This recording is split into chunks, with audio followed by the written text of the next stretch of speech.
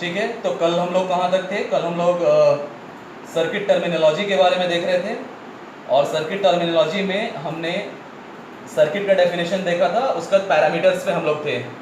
Okay, तो parameters में कल जो मैं समझा रहा था कि पैरामीटर्स का डेफिनेशन मैंने लिखा दिया था आपको, पैरामीटर्स का डेफिनेशन मैंने लिखा दिया था, बताइए।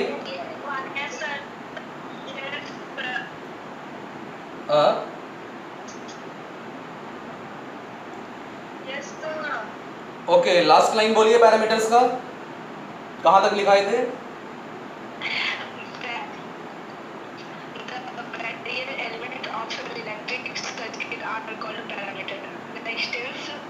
Like resistance, inductance and capacitance, like होगा।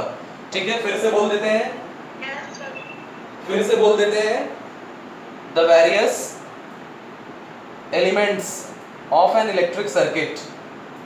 ठीक है, थोड़ा सा इसमें चेंज कर लीजिए, थोड़ा सा डेफिनेशन पैरामीटर का है, थोड़ा सा एक वर्ड खाली चेंज कर लीजिए, लिख लीजिए the properties of various circuit elements of an electric circuit are called its parameters. ठीक है, थोड़ा सा बस एक वर्ड प्रॉपर्टीज जोड़ लेना है उसमें, the properties of various circuit elements of an electric circuit are called its parameters like resistance, inductance and capacitance। ठीक है, फुल स्टॉप देके एक लाइन और जोड़ लीजिए पैरामीटर के डेफिनेशन में ही, इसमें लिख लीजिए the parameters may be lumped or distributed, the parameters may be lumped or distributed, lumped or distributed।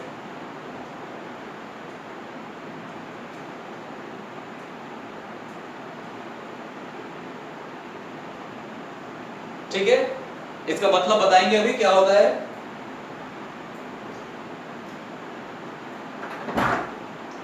तो कल आप लोगों को बता रहे थे कि कभी भी किसी चीज का एनालिसिस करना होगा, किसी चीज के बारे में समझना होगा, तो हम लोगों को कुछ बेस चाहिए, कुछ पैरामीटर चाहिए जिसके बेसिस पे हम लोग एनालिसिस कर सकें। ये जो सर्किट आप लोगों को पढ़ाया जाएगा ना, इलेक्ट्रिकल सर्किट्स एंड नेटवर्क, तो इसमें आगे चल के आपको एक पेपर पढ़ना होगा फोर्थ सेमेस्टर में, नेटवर्क एनालिसिस, जो आपके इस पेपर का एडवांस वर्जन है। ठीक है, तो नेटवर्क एनालिसिस आपका मेन पेपर है, और कहीं ना कहीं नेटवर्क का हम लोग एनालिसिस करते हैं। कल के क्लास में भी चर्चा किए थे कि अगर हमें कंपेयर करना हो किसी दो स्टूडेंट के बीच में, तो जाहिर है कोई पैरामीटर चाहिए जिसके बेसिस पे हम लोग कंपेयर कर सकें। उसी तरह अगर आपको सर्किट का एनालिसिस करना है तो कुछ ना कुछ पैरामीटर्स चाहिए जिसके बेसिस पे सर्किट का एनालिसिस कर सकें। तो कल आपको एक सिंपल एग्जांपल देके आप लोगों को बता रहे थे कि एक अगर सिंपल सर्किट हो, सपोज दैट उसका रेजिस्टेंस R है, एक बैटरी हमने कनेक्ट कर दिया, तो यहाँ पे क्या है, आगे आप लोगों को ओम्स लॉ बताएंगे डिटेल से, और बहुत लोगों को ओम्स लॉ पता होगा, जिन लोगों ने 12th किया है उन लोगों को ओम्स का लॉ पता भी होगा। ठीक है, तो यहाँ क्या है, सर्किट कंप्लीट होगा तो करंट फ्लो होने लगेगा, बैटरी की पोलैरिटी इस तरह से है, पॉजिटिव प्लेट और नेगेटिव प्लेट। अब इसमें ओम्स लॉ क्या होता है ना, ओम्स लॉ का जो मैथमेटिकल फॉर्म है ना, उसके हिसाब से हम जानते हैं V = RI। इससे हमें पता चल गया कि सर्किट में करंट कितना होगा अगर एक पर्टिकुलर वोल्टेज V अप्लाई करते हैं और आपके सर्किट का रेजिस्टेंस अगर R है। तो अगर यहाँ इस सर्किट में आपको वोल्टेज सोर्स प्रोवाइड कर दिया गया 20 वोल्ट का, और आपको रेजिस्टेंस प्रोवाइड कर दिया गया R, तो इससे बहुत इजीली हम लोग करंट का कैलकुलेशन कर सकते हैं। यानी किसी गिवन क्वांटिटी गिवन सर्किट पर एनालिसिस करके हम कोई कंक्लूजन निकाल सकते हैं। कंक्लूजन क्या हमने निकाला, तो हमने एनालिसिस किया कि एक वोल्टेज सोर्स बैटरी की वजह से यहाँ पे 20 वोल्ट का प्रोवाइड किया हुआ है और एक रेजिस्टेंस R है, तो जाहिर है ओम्स लॉ के हिसाब से हमने क्या किया, इस सर्किट का करंट को हमने फाइंड आउट कर दिया। तो ये क्या हुआ, आपके सर्किट का एनालिसिस हुआ, और किस बेसिस पे हमने फाइंड आउट किया, तो हमने इस रेजिस्टेंस के बेसिस पे फाइंड आउट किया। ठीक है, तो रेजिस्टेंस यहाँ पे आपका एक पैरामीटर है, क्योंकि होता क्या है ना, इसी सर्किट में उसी पर्टिकुलर वोल्टेज पे रेजिस्टेंस को अगर हम वैरी करते हैं तो डेफिनेटली करंट वैरी होगा। जैसे सपोज दैट कोई एग्जांपल ले लीजिए, suppose that your V is 10 volts। ठीक है 10 वोल्ट्स। और इजी अंडरस्टैंडिंग के लिए मान लीजिए आपका R भी 10 ओम है। तो यहां क्या है, ये वोल्टेज सोर्स तो हमेशा 10 वोल्ट सप्लाई करेगा। R के बेसिस पे हम लोग एनालाइज कर सकते हैं, वोल्टेज सोर्स एक बार हमने अप्लाई कर दिया तो एक पर्टिकुलर रेजिस्टेंस के लिए कितना करंट हमने मिल रहा है, कि कितना करंट हमें मिल रहा है। तो R एक यहाँ पैरामीटर की तरह एक्ट कर रहा है, रेजिस्टेंस सर्किट एलिमेंट की एक प्रॉपर्टी है जो यहाँ पैरामीटर की तरह एक्ट कर रहा है, इसके बेसिस पे हम लोग एनालाइज कर रहे हैं। अब देखो जाहिर है पैरामीटर को वेरी करेंगे तो हमारा एनालिसिस वेरी करेगा, हमारा कंक्लूजन वेरी करेगा, हमारा रिजल्ट वेरी करेगा। जैसे उसी पर्टिकुलर सर्किट में वही सेम सोर्स 10 वोल्ट का जो आपका सोर्स है, उसी सर्किट में हम लोग क्या करेंगे, एक रेजिस्टेंस जो है ना पहले से, सपोज दैट एक और रेजिस्टेंस हमने सीरीज में उतनी ही वैल्यू का ऐड कर दिया। अब रेजिस्टेंस कितना हो गया, R पहले से था, R एक और आ गया।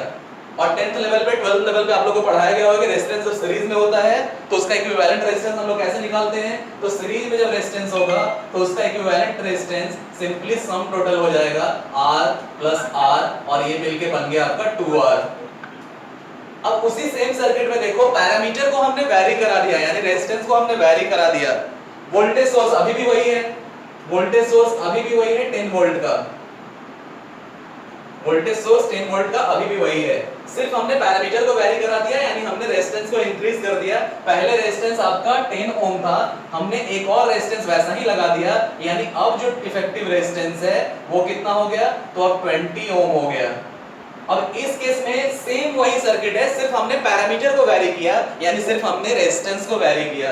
वेरी करने से क्या हो गया, अब हमारा सर्किट एनालिसिस अलग हो गया, हमारा कंक्लूजन अलग हो गया। उसी सप्लाइड वोल्टेज के लिए इसी मैथमेटिकल इक्वेशन को हम लोग यूज करेंगे। तो अब करंट कितना मिलेगा, तो अब डेफिनेटली हमें करंट कितना मिल रहा है, तो वोल्टेज तो उतना ही है लेकिन रेजिस्टेंस हमारा इंक्रीज हो चुका है, तो अब करंट हमें कितना मिल रहा है, 0.5 एंपियर। और पहले वाले केस में कितना मिल रहा था, तो पहले वाले केस में 10 वोल्ट ही है वोल्टेज, लेकिन रेजिस्टेंस 10 ओम था, तो ये मिलके बना 1 एंपियर। यानी हमारा एनालिसिस क्या है इस सर्किट में, तो हम लोग एनालिसिस कर रहे हैं कि एक रेजिस्टिव सर्किट में, ऐसे सर्किट को हम लोग रेजिस्टिव सर्किट बोलते हैं या प्योरली रेजिस्टिव सर्किट बोलते हैं। आगे और डिटेल से आप लोगों को बताएंगे कितने तरह का सर्किट होता है। तो प्योरली रेजिस्टिव सर्किट में हम लोग क्या एनालिसिस कर रहे हैं, तो प्योरली रेजिस्टिव सर्किट में एक पर्टिकुलर वोल्टेज हमने अप्लाई किया है और हम लोग इस सर्किट को एनालिसिस, इस सर्किट का एनालिसिस कर रहे हैं और एनालिसिस करके निकाल रहे हैं कि करंट कितना होना चाहिए इस सर्किट में।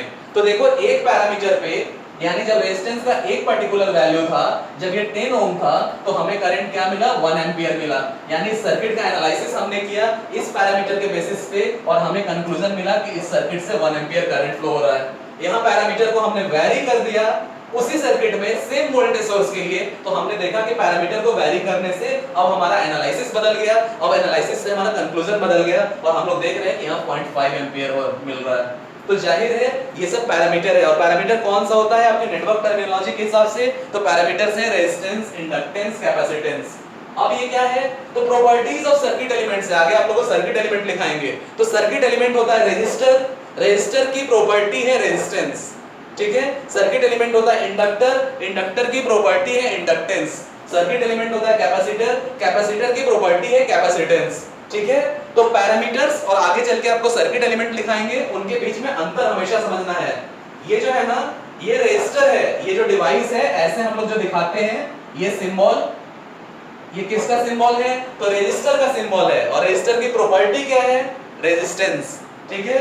उसी तरह ये सिंबल जो होगा, ये सिंबल इंडक्टर का सिंबल है। इंडक्टर की प्रॉपर्टी क्या है, इंडक्टेंस, जिसको हम लोग L से इंडिकेट करते हैं, इसको हम लोग R से इंडिकेट करते हैं, इसको हम लोग L से इंडिकेट करते हैं। और ये क्या है, तो दिस इज योर कैपेसिटर, और कैपेसिटर की प्रॉपर्टी है कैपेसिटेंस। तो पैरामीटर्स क्या है, सर्किट एलिमेंट की प्रॉपर्टीज है जिनके बेसिस पे सर्किट का एनालिसिस हम लोग करते हैं। क्लियर, समझ में आएगा। आगे बढ़े हम लोग, रिप्लाई दीजिए जल्दी। ओके, हाँ लास्ट लाइन उसमें था, लास्ट लाइन था कि इट मे बी लम्प्ड और डिस्ट्रीब्यूटेड, ठीक है। अब इसका मतलब समझ लीजिए, लम्प्ड का मतलब होता है ना एक जगह सीमित रहना, ठीक है। हम लोग बोलते हैं lump of salt. Lump of salt का मतलब क्या है, नमक के जो छोटे छोटे ढेले रहते हैं ना, नमक के जो छोटे छोटे टुकड़े रहते हैं, यानी गांठ जो बनता है उसको हम लोग लंप कहते हैं। लंप गांठ को भी कहा जाता है, छोटे छोटे टुकड़े को, मतलब एक जगह सीमित होना। तो ये तीनों पैरामीटर्स जो है ना, आपका 3 पैरामीटर्स जो है सर्किट के केस में, रेजिस्टेंस, इंडक्टेंस और कैपेसिटेंस, ये तीनों पैरामीटर लंप्ड और डिस्ट्रीब्यूटेड दोनों तरह का हो सकता है। जैसे सर्किट में जहां हम लोग यूज करते हैं ना, आपने देखा होगा कभी भी इलेक्ट्रॉनिक सर्किट जब आपने देखा होगा अपने घर पे या कहीं भी, रेडियो में, मोबाइल में या टीवी कभी खुला होगा आपके सामने, जो भी इलेक्ट्रॉनिक सर्किट आपने देखा होगा ना, वहां आपने मैन्युफैक्चर्ड यानी इंडस्ट्री मैन्युफैक्चर्ड आपने रेजिस्टर को देखा होगा।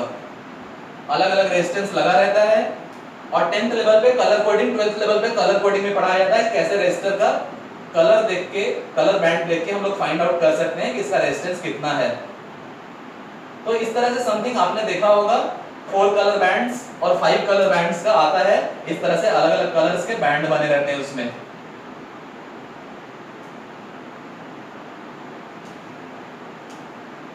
तो इस टाइप का जो अगर रेजिस्टर रहा ना, तो ये क्या है, इसमें उसके पूरे रेजिस्टेंस की वैल्यू सिर्फ इतनी ही दूर में है। इसमें इसके पूरे रेजिस्टेंस की वैल्यू सिर्फ इतनी ही दूर में है। जहां जिस सर्किट में भी हम लगाएंगे वो एक जगह सीमित है उसका रेजिस्टेंस, इसको हम लोग बोलते हैं लंप्ड।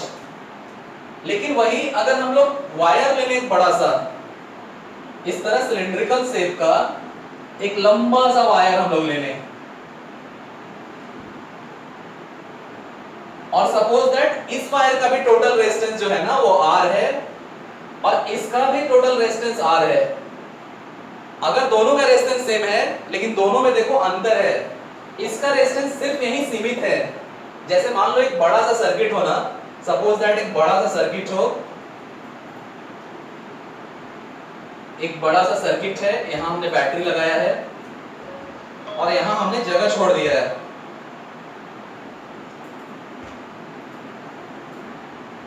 अब यहां क्या है, इस रेजिस्टेंस को अगर ले जाके लगाएंगे इस रेजिस्टर को, तो भी रेजिस्टेंस R ही हो रहा है।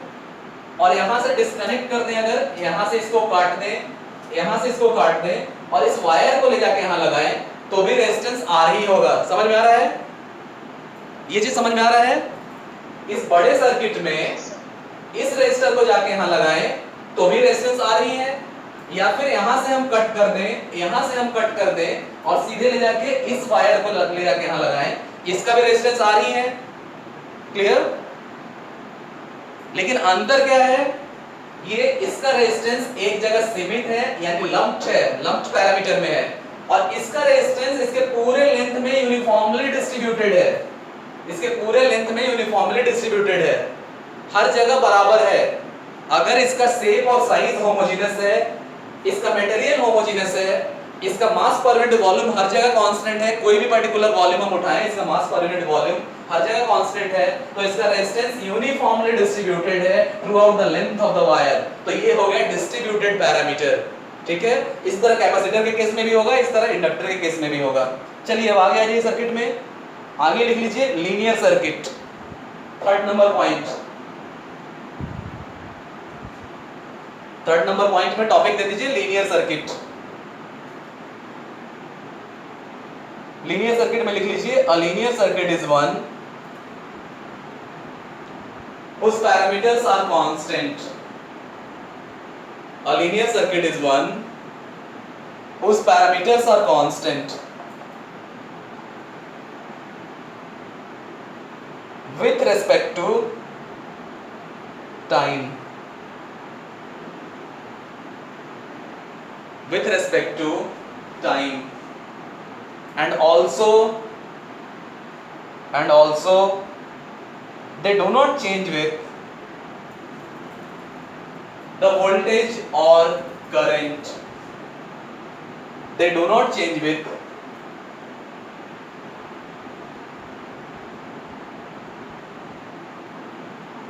the voltage or current, and the circuit obeys obeys Ohm's law. Ohm's law को हम लोग ऐसे लिखते हैं,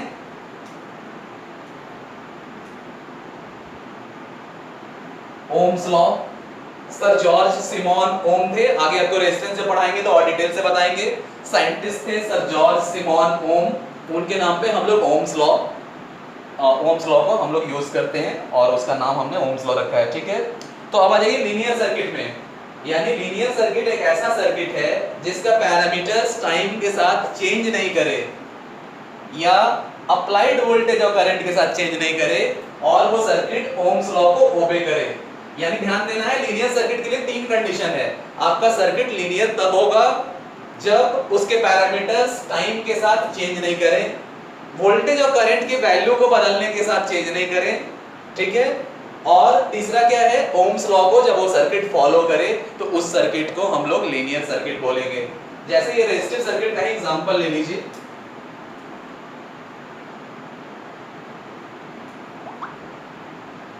सपोज दैट एक रेजिस्टिव सर्किट ही हम लोग लेके चलते हैं।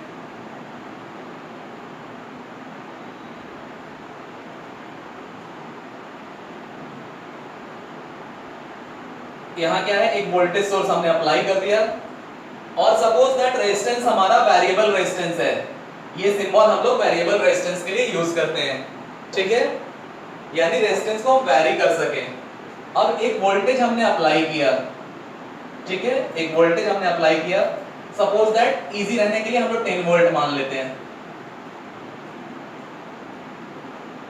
10 वोल्ट्स हमने अप्लाई किया और यहाँ क्या है, वेरिएबल रेजिस्टेंस है। और सपोज दैट एक एम्प मीटर एक डिवाइस है जिससे करंट को हम लोग मेजर करते हैं, ठीक है। आगे मेजरमेंट में आपको पढ़ाया जाएगा एम्प मीटर के बारे में। तो यहाँ एक एम्प मीटर हमने लगा दिया सर्किट के करंट को फाइंड आउट करने के लिए कि कितना करंट फ्लो हो रहा है। और suppose that I current flow होने लगा इस सर्किट से क्योंकि सर्किट कंप्लीट है। अब आपका आर जो है ना वो वेरिएबल है, तो डेफिनेटली ओम्स लॉ से हमें पता है V is equal to R I. और अगेन इससे हम लोग निकाल सकते हैं कि I is equal to V upon R।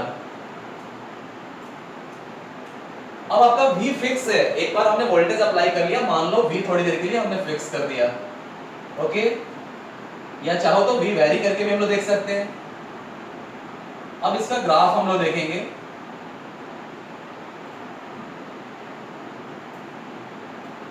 ठीक है, मान लो वोल्टेज भी हमने वेरिएबल वोल्टेज लगा दिया, ठीक है, वोल्टेज भी आपका वेरिएबल है।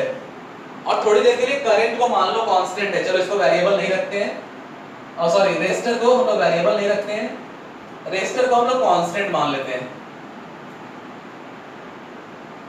बहुत ध्यान से समझना सब लोग, बहुत इंपॉर्टेंट कांसेप्ट है। रेजिस्टर आपका चलिए कांस्टेंट है, सिर्फ हम लोग V वोल्ट को वेरी करा के देखते हैं। यहाँ पे रेजिस्टर की वैल्यू मान लो थोड़ी देर के लिए 10 ओम है, रेजिस्टर की वैल्यू 10 ओम है। अब आपको पता है कि ओम्स लॉ के हिसाब से आपको ये मिल रहा है, ओम्स लॉ के मैथमेटिकल फॉर्म के हिसाब से आपको ये मिल रहा है, ठीक है। एक्चुअली में ओम्स लॉ का मैथमेटिकल फॉर्म ये है और इससे हम लोग को ये इक्वेशन मिल रहा है। अब हम लोग यहाँ पे अलग अलग वोल्टेज अप्लाई करके अगर ग्राफ प्लॉट करें इसका, ठीक है, तो फर्स्ट केस में आ जाते हैं जब हमने 10 वोल्ट ही अप्लाई किया, वोल्टेज का सोर्स हमने वेरिएबल रखा है। तो suppose that this is the graph, ये जो लाइन है ना एक्सिस, ये वोल्टेज का एक्सिस है और ये आपके करंट का एक्सिस है, ठीक है। इसमें अलग अलग वोल्टेज हम लोग अप्लाई करेंगे। तो सपोज दैट हमने 10 वोल्ट अप्लाई किया, करंट कितना मिलना चाहिए तो कैलकुलेट कर लीजिए। 10 वोल्ट और 10 ओम आपका रेजिस्टेंस है, 10 डिवाइडेड बाय 10 डेफिनेटली आपको 1 मिल रहा है, यानी 1 एम्पियर मिल रहा है करंट। यानी उस वक्त ये भी 10 है, ओके। जब हमने वोल्टेज को और वैरी कराया, सपोज दैट वोल्टेज को हमने 20 वोल्ट कर दिया, इस वक्त करंट कितना मिलना चाहिए, यहाँ 1 एम्पियर, सॉरी इसको 1 कर दीजिए,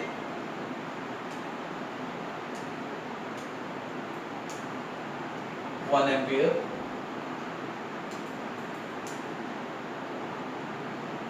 इसको थोड़ा सा छोटा बना दें,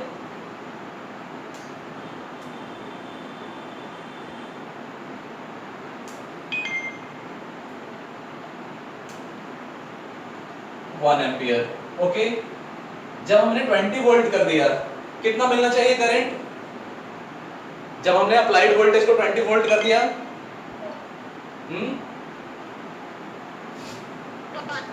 जब हमारा अप्लाइड वोल्टेज 20 हो गया, रेजिस्टेंस तो उतना ही है, तो बन गया 2 एम्पियर्स। ओके, तो जब हमने 20 कर दिया तो ये हमारा बन गया 2 एम्पियर्स, यानी पहले यहां था, अब 2 एम्पियर्स, ये यहां हो गया। ठीक है, बढ़ा के 30 कर देंगे, 30 वोल्ट्स, तो ये बन जाएगा 3 amperes. 30 divided by 10 is equal to 3 amperes. यानी जब हमने 30 किया, ये 20 है, ये 30 है, तो ये 2 और अगेन 3 यहां। और जब इसका इसी तरह हम लोग फर्दर बढ़ाते चले जाएंगे और जब ग्राफ प्लॉट करेंगे ना, तो देखेंगे बिल्कुल स्ट्रेट लाइन मिलेगा हमें, बिल्कुल स्ट्रेट लाइन मिलेगा। स्ट्रेट लाइन का मतलब क्या है? लीनियर कर्व, यानी कर्व एग्जैक्टली हमें स्ट्रेट लाइन मिल रहा है, लीनियर कर्व मिल रहा है। तो यहां हमने क्या देखा? हमने अलग अलग वोल्टेज को वैरी किया। ठीक है, हमने इस वेरिएबल वोल्टेज सोर्स को लगाया, रेजिस्टेंस हमारा कांस्टेंट था, हमने अलग अलग वोल्टेज को वैरी करके अलग अलग वोल्टेज का मैग्नीट्यूड रखा। हर एक वोल्टेज के मैग्नीट्यूड के हिसाब से हमें अलग अलग करंट मिला, हर एक वोल्टेज के मैग्नीट्यूड के हिसाब से हमें अलग अलग करंट मिला। ठीक है, यानी हम लोग वोल्टेज को वैरी कर रहे हैं, करंट को वैरी कर रहे हैं, लेकिन रेजिस्टेंस अभी भी वही कांस्टेंट वैल्यू पे है। रेजिस्टेंस में बदलाव नहीं आया, ना समय के साथ बदलाव आया, ना ही वोल्टेज और करंट की वैल्यू के साथ बदलाव आया, और आपका ग्राफ मिला स्ट्रेट लाइन। तो स्ट्रेट लाइन को हम लोग लीनियर कर्व बोलते हैं, इसीलिए आपका सर्किट एलिमेंट लीनियर है। ठीक है, तो इसमें तीनों चीजें फुलफिल हो गई। पहला, टाइम के साथ आपके सर्किट पैरामीटर में बदलाव नहीं आया, यानी रेजिस्टर की वैल्यू, रेजिस्टेंस की वैल्यू में बदलाव नहीं आया। दूसरा क्या है? वोल्टेज और करंट के बदलाव के साथ भी रेजिस्टेंस में कोई बदलाव नहीं आया। तीसरा, आपके इस सर्किट ने ओम्स लॉ को फॉलो किया, आपके इस सर्किट ने ओम्स लॉ को फॉलो किया। तो ऐसे सर्किट को हम लोग लीनियर सर्किट बोलते हैं। ठीक है, अब आगे आ जाइए नॉन लीनियर सर्किट में। ठीक है, चलो, तो ये हो गया आपका लीनियर सर्किट। अब आ जाते हैं हम लोग नॉन लीनियर सर्किट में। जल्दी से लिख लीजिए इसको, नॉन लीनियर सर्किट। इसमें लिख लीजिए it is that circuit, it is that circuit whose parameters। हाँ तनु बोलो। डिस्कनेक्ट हो गए थे। हाँ बोलो।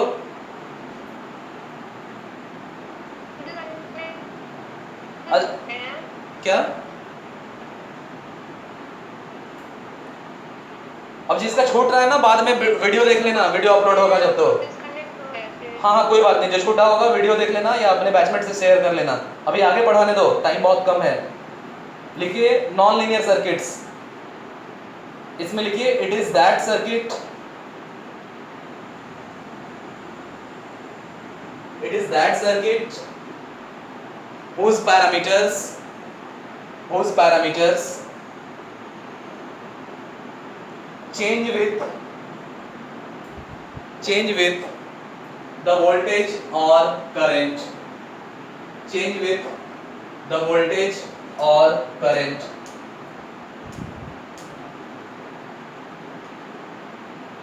ठीक है, और change with respect to time, और change with respect to time।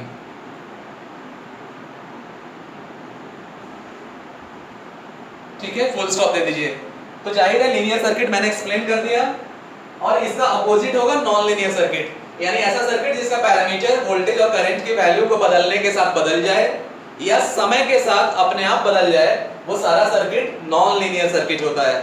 ठीक है, जैसे आगे चल के आप लोगों को इलेक्ट्रॉनिक्स में पढ़ाया जाएगा, बेसिक इलेक्ट्रॉनिक्स जो आपका पेपर होगा, तो बेसिक इलेक्ट्रॉनिक्स में डायोड, पीएन जंक्शन डायोड हम लोग बनाते हैं। तो पीएन जंक्शन डायोड में शुरुआत में हम लोग वोल्टेज देते हैं, वो कोई करंट कंडक्ट नहीं करता है, यानी बहुत हाई रेजिस्टेंस ऑफर करता है। लेकिन जैसे ही उसके कट इन वोल्टेज पे हम लोग आ जाते हैं, cut in voltage 0.7 volt for silicon, cut in voltage is 0.7 volt for silicon and 0.3 volt for germanium. तो इतना वोल्टेज जब हम लोग अप्लाई कर देते हैं, तो उसके बाद अचानक से करंट कंडक्शन एक्सपोनेंशियली राइज हो जाता है, एक्सपोनेंशियली करंट कंडक्ट होने लगता है। This is the axis of voltage and this is the axis of current. इसको हम लोग VI कैरेक्टरिस्टिक बोलते हैं पीएन जंक्शन डायोड का। तो जब आपको बेसिक इलेक्ट्रॉनिक्स पढ़ाया जाएगा तो बताया जाएगा पीएन जंक्शन डायोड के बारे में। और पीएन जंक्शन डायोड में क्या होता है, शुरुआत में जब 0.7 वोल्ट सिलिकॉन के लिए हम लोग उससे कम रखते हैं तो कोई कंडक्शन नहीं होता है, यानी बहुत हाई रेजिस्टेंस ऑफर होता है। लेकिन उसके कटिंग वोल्टेज यानी 0.7 वोल्ट से जैसे ही ज्यादा हम लोग अप्लाई करते हैं, रेजिस्टेंस अचानक से ड्रॉप कर जाता है और करंट एक्सपोनेंशियली राइज कर जाता है। तो यहाँ क्या हुआ, टाइम के साथ इसके पैरामीटर में बदलाव आ गया। इसका पैरामीटर भी रेजिस्टेंस है, रेजिस्टेंस में बदलाव आ गया, ठीक है। और अप्लाइड वोल्टेज के हिसाब से भी रेजिस्टेंस में बदलाव आ गया। चांदनी माइक्रोफोन म्यूट करो। तो इस बदलाव आने की वजह से इसमें क्या हो रहा है, टाइम के साथ भी बदलाव हो रहा है और अप्लाइड वोल्टेज के साथ भी बदलाव हो रहा है। इसलिए ये जो सर्किट होगा, जिस सर्किट में हम लोग पीएन जंक्शन डायोड को यूज करेंगे, वो सर्किट आपका नॉन लीनियर सर्किट है। चलिए जल्दी से अगले वाले में आ जाइए। चलिए आगे लिखिए बाइलेटरल सर्किट। टॉपिक दे दीजिए बाइलेटरल सर्किट।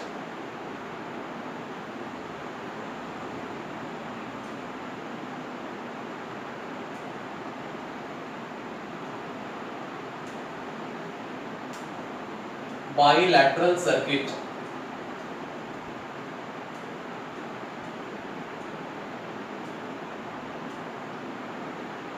बाइलेटरल सर्किट, ठीक है। इसमें लिख लीजिए a bilateral circuit is one, a bilateral circuit is one in which the parameters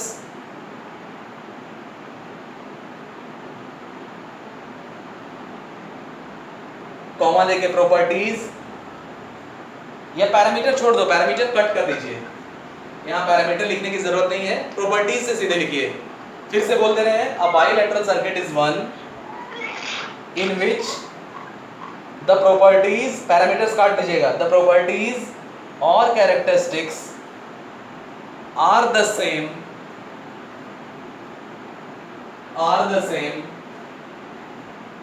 in either direction, in either direction,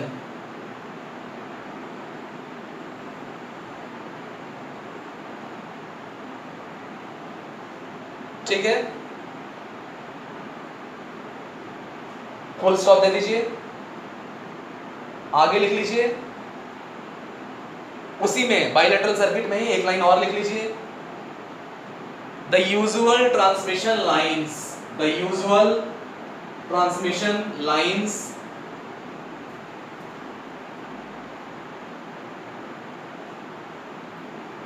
are bilateral in nature, are bilateral in nature,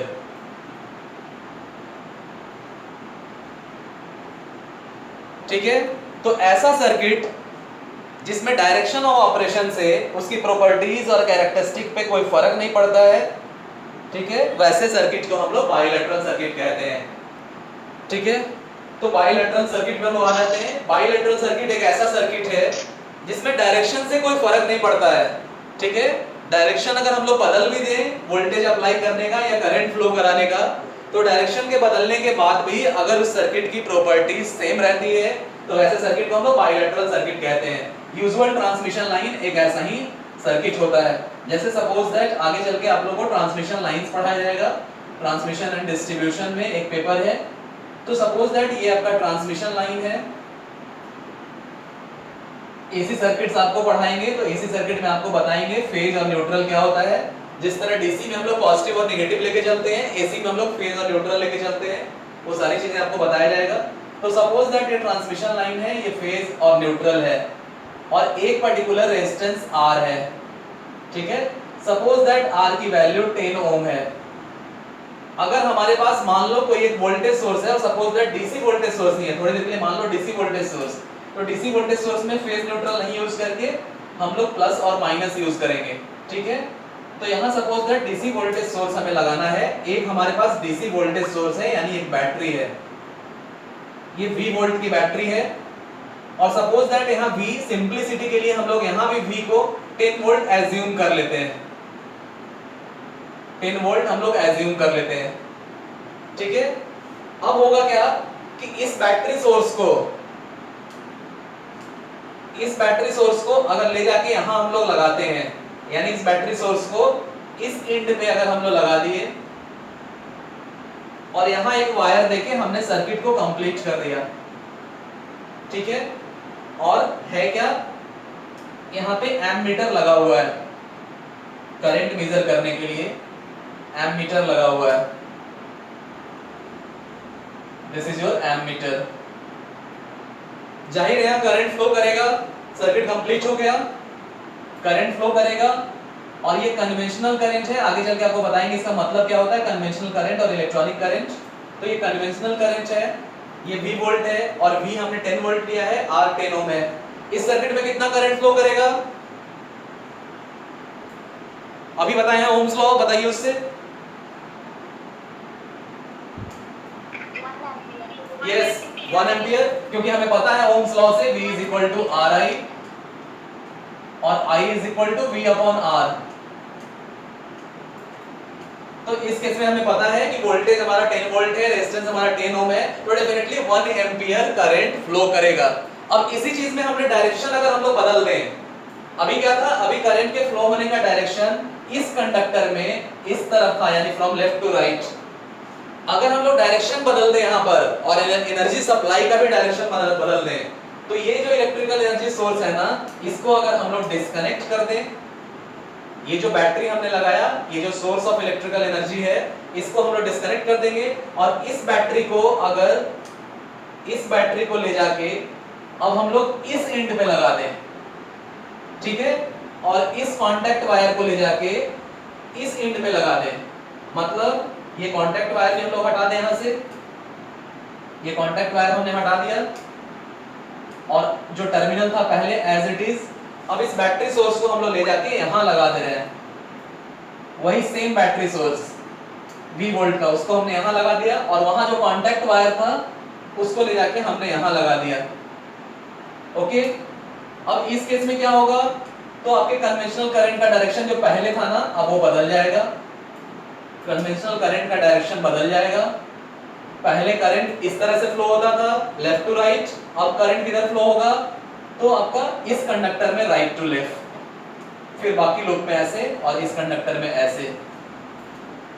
लेकिन ये resistor वाले and में अब करंट कैसे flow होगा, तो अब current ऐसे फ्लो होगा, यानी करंट का डायरेक्शन भी हमने बदल दिया और हमने एनर्जी सोर्स के एप्लीकेशन का डायरेक्शन भी बदल दिया।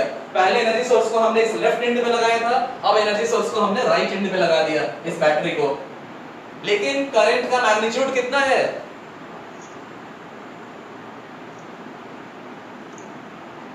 इस केस में करंट का मैग्नीट्यूड कितना है, हाँ बताइए। यस सेम है, 1 एम्पियर है, यानी हमने डायरेक्शन ऑफ एप्लीकेशन को बदल दिया, लेकिन दोनों डायरेक्शन को बदलने के बाद भी दोनों डायरेक्शन में प्रॉपर्टीज आपके सर्किट के सेम है। रेजिस्टर में भी कोई बदलाव नहीं आया, पैरामीटर में भी कोई बदलाव नहीं आया और वैल्यू में भी कोई बदलाव नहीं आया, दोनों केस में आपको 1 एम्पियर ही मिल रहा है, ठीक है। तो डायरेक्शन बदलने से आपकी सर्किट की प्रॉपर्टीज और कैरेक्टरिस्टिक में अगर कोई बदलाव नहीं आए, तो वैसे सर्किट को हम लोग बाइलैटरल सर्किट कहते हैं। समझ में आएगा, समझ में आ रहा है, यस सर। ठीक है। अब आ जाइए उसका जस्ट अपोजिट यूनिलैटरल सर्किट। अब लिख लीजिए unilateral circuit.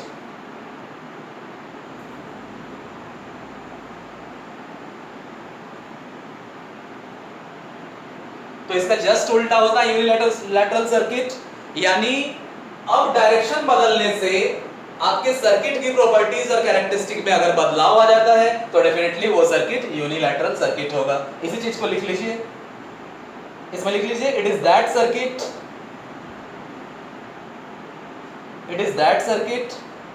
in which the properties or characteristics change. It is that circuit in which the properties or characteristic change with the direction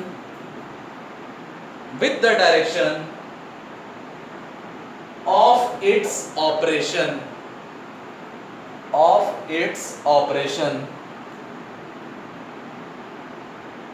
ठीक है, फुल स्टॉप दे दीजिए और फुल स्टॉप देके एक और लाइन लिख लीजिए, क्या होगा ये एग्जांपल लिख लीजिए, कौन सा डिवाइस होगा ऐसा, कौन सा सर्किट होगा ऐसा। तो लिख लीजिए a circuit consisting of a diode rectifier, a circuit consisting of a diode rectifier is termed as unilateral circuit। ठीक है, तो आगे आपका बेसिक इलेक्ट्रॉनिक्स जो पेपर है, बेसिक इलेक्ट्रॉनिक्स पेपर में आपको डायोड के बारे में बताया जाएगा, पीएन जंक्शन डायोड के बारे में बताया जाएगा कि किस तरह से सेमीकंडक्टर मटेरियल को यूज करके पी टाइप मटेरियल हम लोग क्रिएट करते हैं डोपिंग करके, एन टाइप मटेरियल हम लोग क्रिएट करते हैं डोपिंग करके, और ये पीएन जंक्शन डायोड बन जाता है, पीएन जंक्शन डायोड। तो अगर इस डायोड को अगर हम लोग उसी तरह के सर्किट में यूज करते हैं, जो ये सर्किट था ना, जो आपका ये सर्किट है, इसी सर्किट में अब रेजिस्टेंस सिर्फ हटा देते हैं हम लोग और रेजिस्टेंस हटा के डायोड लगा देते हैं, तो होगा क्या, आपका वही सेम सर्किट,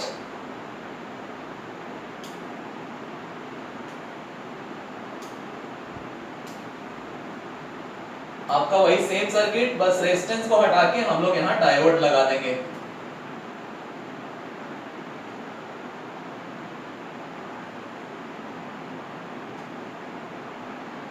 यहाँ पे हम लोग डायोड, ओपीएन जंक्शन डायोड जो है उसको उठा के यहाँ हम लोग लगा देंगे। ठीक है, और इस डायोड को आगे चल के आपको बताया जाएगा, इसको हम लोग सिंबल देते हैं, ये डायोड का सिंबल होता है।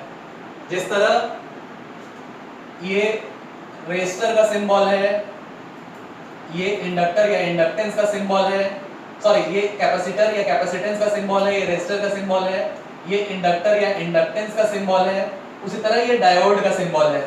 तो यहाँ हम लोग डायोड अगर लगा दें उस पीएन जंक्शन डायोड को,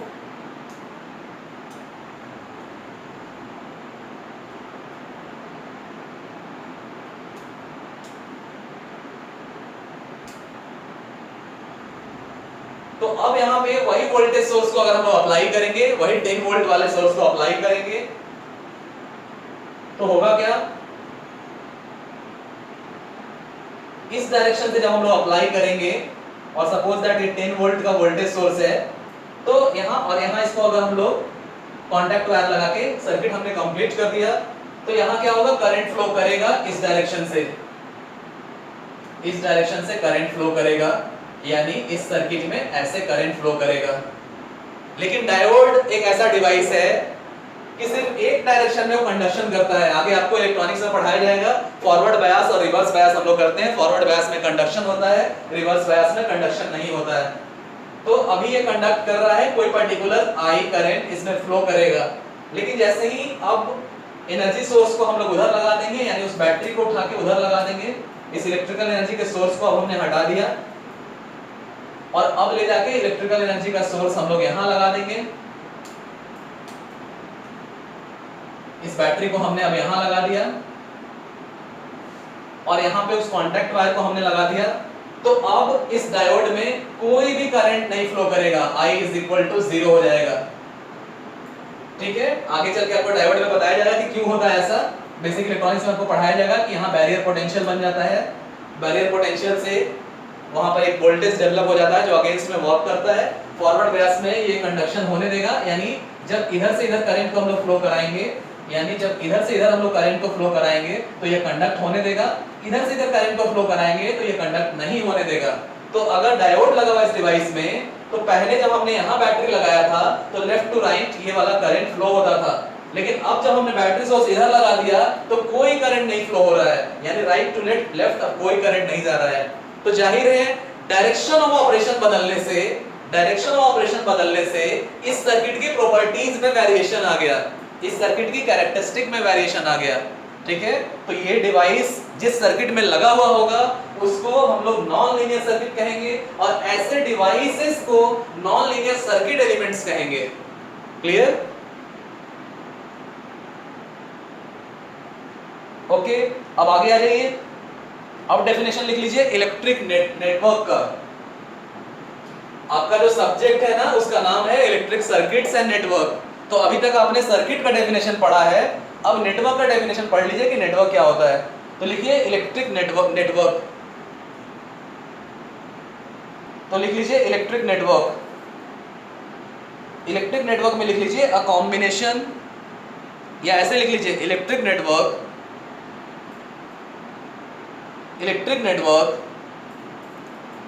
is a combination of various circuit elements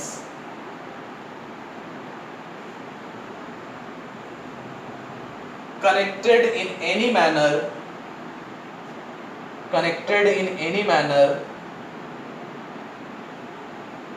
whatsoever मिलके एक ही शब्द बना है whatsoever। या अगर दूसरे शब्दों में कहें तो a combination of various circuit elements connected in any manner whatsoever is known as a electric network। ठीक है, दूसरे शब्दों में अगर हम लोग कहें तो a combination of various electric components and elements connected in any manner whatsoever is called electric network। ठीक है, तो होता क्या है ना कि सर्किट एलिमेंट्स और सर्किट कंपोनेंट्स आपके यही सब होते हैं। रिपीट कर। हाँ क्या बाबू बोलो, ज्योति आवाज। अच्छा चलो फिर से बोल देते हैं डेफिनेशन। इलेक्ट्रिक नेटवर्क का डेफिनेशन फिर से बोल देते हैं, अ combination of various electric elements, oblique देके लिख लीजिए कंपोनेंट्स। ठीक है, एलिमेंट्स या कंपोनेंट्स दोनों बोलते हैं हम लोग, इलेक्ट्रिक एलिमेंट्स भी बोलते हैं या इलेक्ट्रिक कंपोनेंट्स भी बोलते हैं। ठीक है, a combination of various electric elements, oblique देके components, connected in any manner whatsoever is called a electric network, is called an electric network, sorry, an electric network। अब देखो मतलब समझना, यहां पे क्या है ना, सर्किट एलिमेंट्स और सर्किट कंपोनेंट्स क्या है, तो resistor, inductor, capacitor, diode, battery, ये सब सर्किट एलिमेंट्स और कंपोनेंट्स है।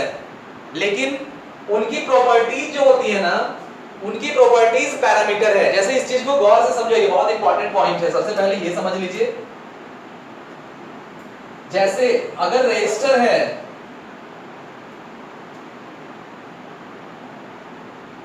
रेजिस्टर है ना, तो रेजिस्टर आपका सर्किट एलिमेंट है या सर्किट कंपोनेंट है, और उसकी प्रॉपर्टी जो है ना रेजिस्टेंस, वो पैरामीटर है। समझ में आ रहा है? आपका रेजिस्टर है, दिस डिवाइस इज रेजिस्टर।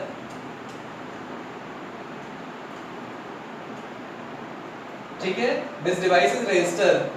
तो रेजिस्टर क्या है? आपका सर्किट एलिमेंट है, उसी को हम लोग सर्किट कंपोनेंट भी बोलते हैं। लेकिन इसकी प्रॉपर्टी क्या होगी? ये कौन सी प्रॉपर्टी को शो करता है? तो रेजिस्टेंस को शो करता है।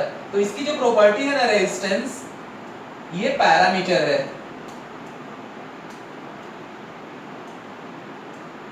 तो इसीलिए पैरामीटर और सर्किट एलिमेंट कंपोनेंट में कभी कंफ्यूज नहीं होना है। उसी तरह ये आपका डिवाइस है, इस डिवाइस का नाम इंडक्टर है, लेकिन इसकी प्रॉपर्टी जो है इंडक्टेंस, वो पैरामीटर है। तो ये डिवाइस इंडक्टर सर्किट एलिमेंट हो गया, इसकी प्रॉपर्टी पैरामीटर हो गई। ठीक है, उसी तरह कैपेसिटर एक डिवाइस है जिसको हम लोग सर्किट एलिमेंट या सर्किट कंपोनेंट बोलेंगे, और उसकी प्रॉपर्टी जो है कैपेसिटेंस, वो पैरामीटर हो गया। Is that clear?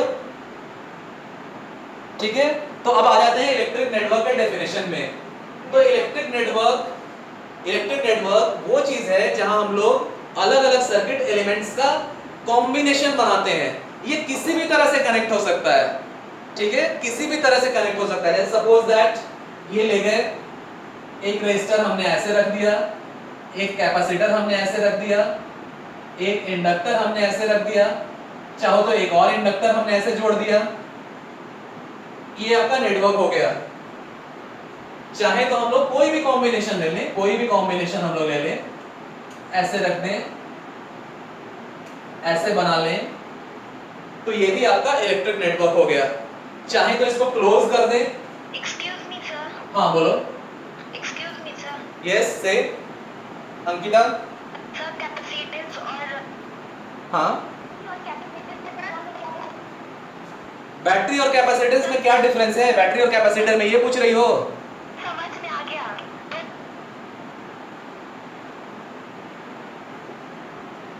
Network connectivity की वजह से कुछ भी नहीं समझ में आ रहा है। चैट बॉक्स में लिख दो क्वेश्चन। सर आगे बढ़ाइए।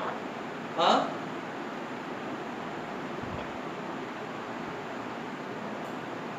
चलो चैट बॉक्स में क्वेश्चन लिख देना, हम देख लेंगे। ठीक है, बैटरी और कैपेसिटर में अंतर शायद पूछ रही थी। क्या पूछ रही थी? चलो आगे आ जाओ इसमें। ठीक है, इलेक्ट्रिक नेटवर्क जो है, आगे बढ़ाइए सर।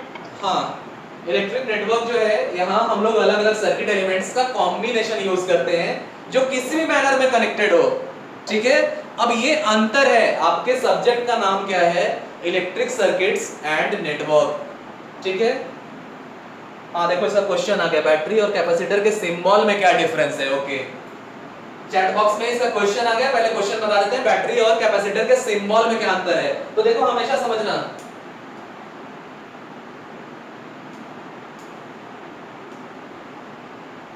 बैटरी का सिंबल जो हम लोग दिखाएंगे ना, बैटरी का सिंबल में एक लाइन बड़ा होगा, एक लाइन छोटा होगा। ठीक है, जो बड़ा लाइन होगा वो हायर पोटेंशियल प्लेट है या पॉजिटिव प्लेट है, और जो छोटा लाइन है वो लोअर पोटेंशियल प्लेट है या नेगेटिव प्लेट है। समझ में आ गया? जैसे 1.5 वोल्ट की आपकी बैटरी है, तो 1.5 वोल्ट का मतलब है उसका पॉजिटिव प्लेट जो है वो 1.5 वोल्ट पे रहेगा, और उसका नेगेटिव प्लेट जो है वो 0 वोल्ट पे रहेगा। Means your higher potential plate, lower potential plate. तो बैटरी का सिंबल जब भी बनाते हैं, एक लाइन बड़ा रहता है, एक लाइन छोटा रहता है। लेकिन कैपेसिटर का जब भी सिंबल बनाएंगे, दोनों लाइन बराबर होगा। क्लियर? दोनों लाइन बराबर होगा। और साथ साथ बैटरी में हम लोग वी बैटरी लिखते हैं, वोल्टेज लिख देते हैं, या नीचे में हम लोग ईएमएफ लिख देते हैं। ईएमएफ बताएंगे आगे क्या होता है, इलेक्ट्रोमोटिव फोर्स होता है। कैपेसिटर जब होगा तो यहां हम लोग सी लिख देंगे। कैपेसिटर का एक और सिंबल है, कैपेसिटर का एक सिंबल और हम लोग बनाते हैं जहां ऐसे दिखाते हैं कैपेसिटर को। ये दोनों सिंबल हम लोग यूज करते हैं इलेक्ट्रिकल इंजीनियरिंग में। तो कैपेसिटर का जब ऐसा स्ट्रेट लाइन वाला सिंबल होगा तो दोनों प्लेट का दोनों लाइन बराबर होगा। बैटरी का जब सिंबल होगा तो पॉजिटिव पोटेंशियल यानी हायर पोटेंशियल प्लेट को बड़ा दिखाएंगे, लोअर पोटेंशियल प्लेट को छोटा दिखाएंगे।